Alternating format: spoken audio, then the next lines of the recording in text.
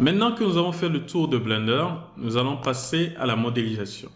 Alors, avant de commencer, je vais venir ici sélectionner nos objets que je vais supprimer. Et maintenant, je vais ajouter un nouvel objet. Alors, comme on l'a vu précédemment, je peux venir ici dans Add, Mesh et je peux ajouter un plan. Une fois le plan ajouté, le plan se place exactement à l'emplacement du curseur 3D et je peux venir, avant de désélectionner le plan, je peux venir ici, cliquer et modifier sa taille. Je peux également modifier sa position et la rotation de l'objet.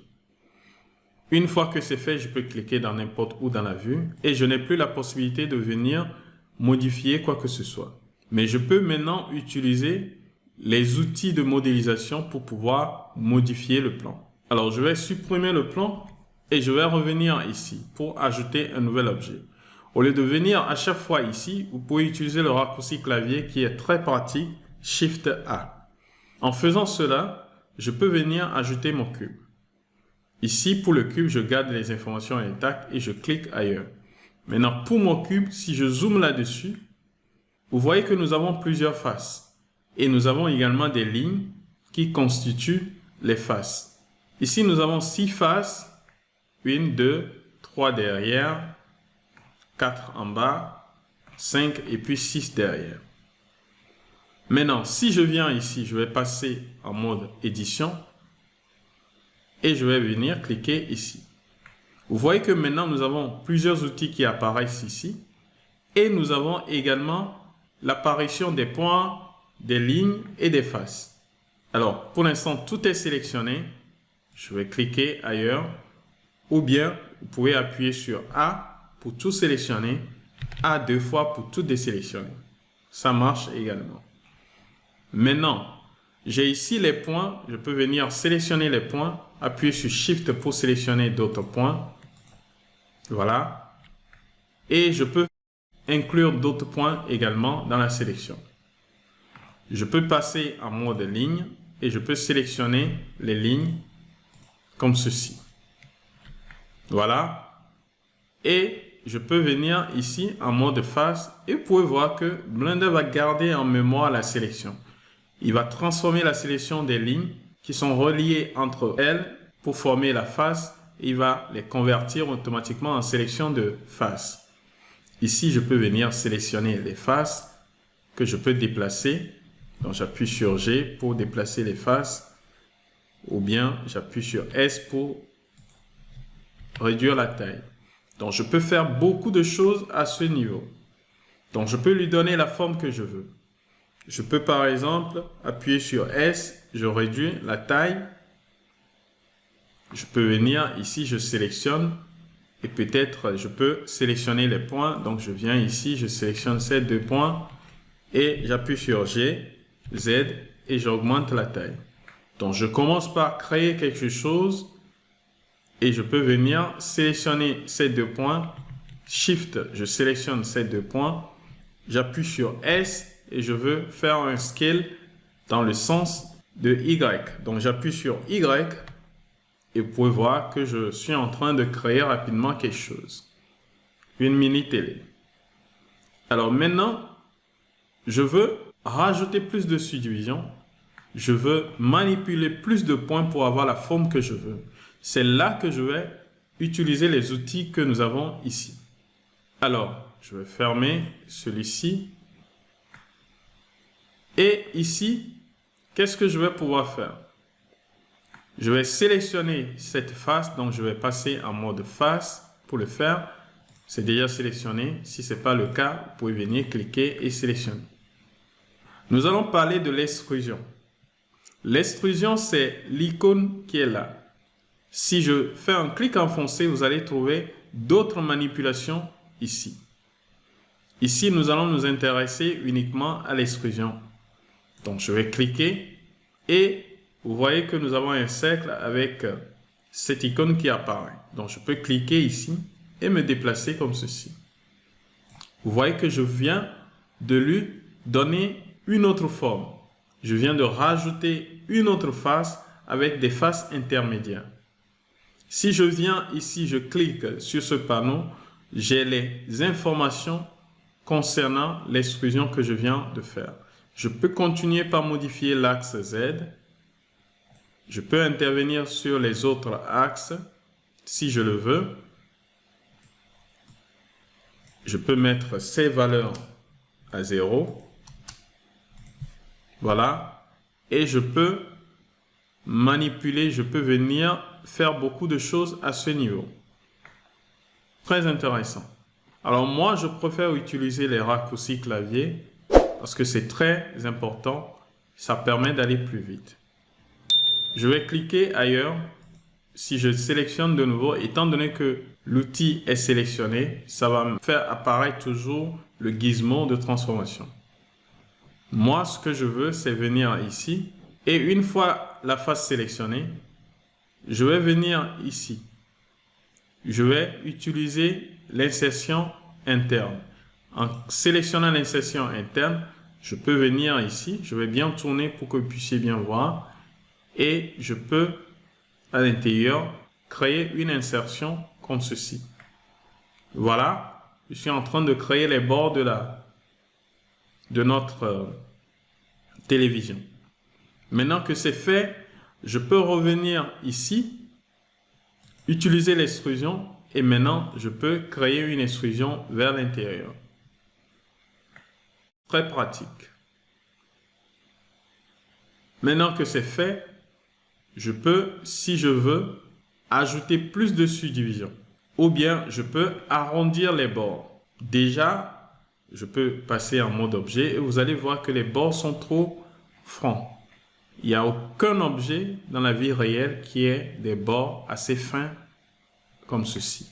Il y a toujours, même si c'est tellement fin, il y a toujours un arrondi quelque part. Alors, je vais sélectionner, j'appuie sur tabulation pour revenir ici. Et maintenant, pour créer les bords un peu arrondis, je vais passer en mode ligne et je vais sélectionner les lignes. J'appuie sur Shift, je sélectionne. J'appuie sur Shift, je sélectionne. Alors, si je veux sélectionner un contour continu, comme ce que j'ai ici, je peux appuyer sur la touche Alt et venir cliquer ici. Cela me permet de sélectionner une loupe. Si je veux inclure la sélection ici, j'appuie sur Shift et j'appuie sur Alt en même temps, ce qui va me permettre d'inclure cette sélection. Je peux faire la même chose ici à l'intérieur, mais cette fois-ci, c'est pas continu. C'est pas continu parce que nous avons 3 lignes à ce niveau. C'est continu si vous avez 4 lignes au niveau de l'intersection. Alors ici, qu'est-ce que je vais faire? J'appuie sur Shift et je sélectionne. J'appuie sur Shift, je sélectionne. Shift, je sélectionne. D'accord? Donc, je peux faire comme ceci, mais ce que moi je veux faire, c'est arrondir tous les bords. Donc, je peux tout désélectionner et j'appuie sur A pour tout sélectionner. Donc, toutes les lignes sont sélectionnées. Et maintenant, je peux rajouter les bords. Alors, pour le faire, je vais passer à l'outil suivant qui est le bevel. Donc, je vais sélectionner le bevel et ici également, je vais utiliser les gizmos et je vais commencer par le déplacer comme ceci. Alors, comme vous pouvez le voir, nous avons rajouté des bords. Nous avons dupliqué la ligne et créé un espace à l'intérieur. Et ici, vous avez toutes les informations concernant le bevel. Ici, je peux venir augmenter le nombre de segments. Donc, ici, c'est sur 1. Si je clique, vous voyez que je rajoute des segments à l'intérieur. Et je peux le faire comme ceci. Donc, je suis en train de rajouter des segments. J'en ai 3. Je pense que c'est bon. Je peux modifier la taille, l'épaisseur et autres. Je peux le faire comme ceci. Je n'ai pas besoin de quelque chose de très grand. Ça me suffit. Si vous n'arrivez pas à modifier cette valeur correctement avec la souris, pour aller lentement, vous pouvez appuyer sur Shift, ce qui va aller beaucoup plus lentement. Donc, vous contrôlez le déplacement. Si vous appuyez sur la touche contrôle, alors, si vous appuyez sur la touche contrôle, au moment où vous êtes en train de vous déplacer, vous appuyez sur la touche contrôle, vous voyez que ça incrémente la valeur. Je passe de 0 à 1, de 1 à 2, 1 à 3. Donc, là, j'appuie sur Shift, je ramène, parce qu'on n'a rien d'intéressant à ce niveau.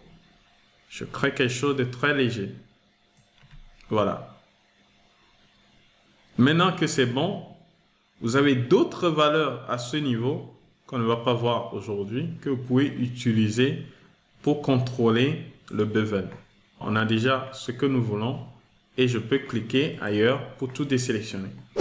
Je clique sur tabulation pour passer en mode objet et si je zoome, vous voyez que maintenant nous avons des reflets à ce niveau. Mais c'est pas très net. On voit toujours des lignes, mais c'est déjà bon. Maintenant, nous avons notre télévision qui est OK. Je peux maintenant, ici, essayer d'ajouter plus de lissage à ce niveau pour obtenir quelque chose de beaucoup plus lisse. Et pour le faire, je vais intervenir les modificateurs dans Blender. Donc, pour ajouter un modificateur, vous pouvez venir ici et le faire. Donc, vous pouvez venir cliquer et vous pouvez venir ajouter un modificateur. Le modificateur qui nous intéresse ici, c'est la subdivision de surface. Ce qui va me rajouter plus de subdivision parce que plus on a de subdivision, plus on peut avoir quelque chose de vraiment lisse. Donc, je ramène notre subdivision et si je zoome là-dessus, on a quelque chose de ce genre. Ce que je veux faire ici, je vais augmenter le nombre de subdivisions dans la vue. Ici, pour le nombre de subdivisions au rendu, c'est 2. Donc, je clique ici et je ramène cette valeur à 2 et on commence par avoir quelque chose de très propre. Alors, dans Blender, vous avez la possibilité de lisser la surface d'un objet en utilisant une autre fonctionnalité qui est le Smooth. Alors, lorsque l'objet est sélectionné, je fais un clic droit. Je peux venir ici, Shade Smooth, et je peux l'activer. Vous voyez que maintenant, on obtient quelque chose de vraiment lisse à ce niveau. Mais par contre, à ce niveau, ce n'est pas très propre. Peut-être que ça manque de subdivision. Vous pouvez soit venir rajouter des subdivisions à ce niveau. Ou vous pouvez utiliser l'Auto Smooth et contrôler l'angle à ce niveau.